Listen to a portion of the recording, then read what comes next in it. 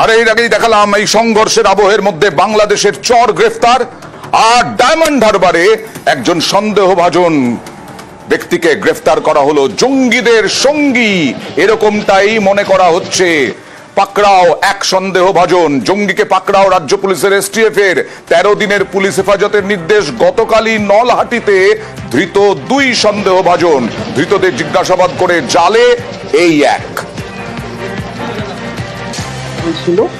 তো ওদের আজকে পিসি হিয়ারিং এর জন্য ফিক্সিং ছিল, আর আজকে ফ্রেশ একজন অ্যারেস্ট হয়ে এসছে এবং ওনাদের যে প্রিমাইসেস গুলো ছিল সেগুলো সার্চ করার পর কিছু ইনক্রিমিনেটিং আর্টিকেল ওদের পজিশন থেকে পাওয়া যায় এবং তার বেসিসে ওনারা অ্যারেস্টও হয়। তো অ্যাকচুয়ালি এদের কাজ ছিল যে বিভিন্ন যারা র্যাডিক্যালাইজড ইউথ যারা, তো তাদেরকে মোটিভেট করা এবং ওদের মেম্বারশিপ করানো। 14 দিনের পিসি প্রেয়ার ছিল, আজকে 13 দিনের পিসি অ্যালাউ হয়েছে 3 জনারই। ফার্দার প্রোডাকশনের দিন ফিক্স আপ আছে।